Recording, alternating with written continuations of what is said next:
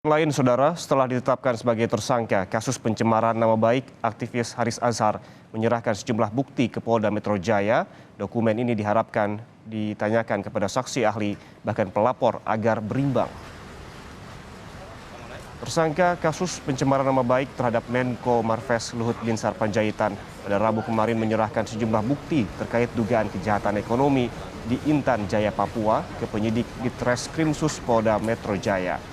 Tidak hanya menyerahkan hasil riset, Haris Azhar juga memberikan dokumen otentik, diantaranya anggaran dasar perusahaan dan pernyataan dari perusahaan Australia yang menyatakan terdapat bagi saham terhadap perusahaan yang menyebutkan nama Luhut Binsar Panjaitan.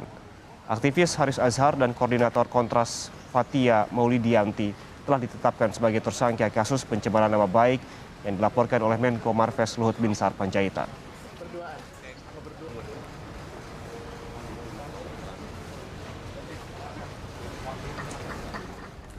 Tidak pidana gratifikasi ya, tidak pidana gratifikasi, tidak hanya LBP yang kami laporkan ya, tapi juga beberapa perusahaan tambang ya asal Australia dan juga anak perusahaan yang di bawah perusahaan Australia itu yang bergerak di bidang pertambangan.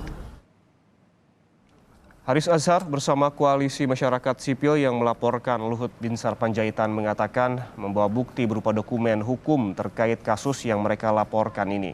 Dalam laporannya mereka juga menyebut bahwa wilayah kejadian perkara tak hanya di Papua tetapi juga di Jakarta.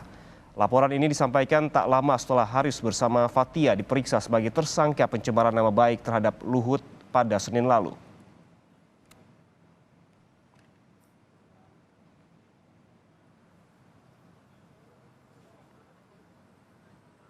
Meski telah membawa sejumlah barang bukti berupa dokumen yang berkaitan dengan kejahatan ekonomi dan gratifikasi di Papua, laporan Haris Azhar dan Koalisi Masyarakat Sipil kepada Menteri Koordinator Bidang Kemaritiman dan Investasi Luhut Binsar Panjaitan dan sejumlah pihak ditolak oleh Polda Metro Jaya.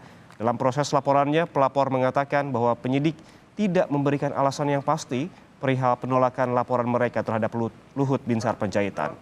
Meski laporan tersebut ditolak oleh Polda Metro Jaya, Koalisi Masyarakat Sipil akan kembali melakukan laporan ke Ombudsman Republik Indonesia. Dan kemudian setelah berdebat selama beberapa jam, akhirnya pihak Direktorat Reserse Kriminal Khusus memutuskan untuk menolak laporan kita. Alasannya kenapa? Alasannya tidak jelas, ya. Kita sudah berdebat tadi soal KUHP tentang hak masyarakat untuk membuat laporan pidana, dan kemudian dijawab menggunakan PP 43 tahun 2018 tentang tata cara peran serta masyarakat. Kita ikut dengan itu dan kemudian sepakat membuat laporan. Ternyata di bawah kita tetap ditolak, tidak ada membuat laporan. Kita hanya bisa kemudian memasukkan surat saja, gitu ya. Sementara itu, juru bicara Menko Kemaritiman dan Investasi Luhut Binsar Panjaitan, Jody Mahardi, mempersilahkan Haris melapor ke polisi. Jody mengatakan Luhut menyikapi dengan santai soal ini dan menghormati proses hukum yang sedang berjalan.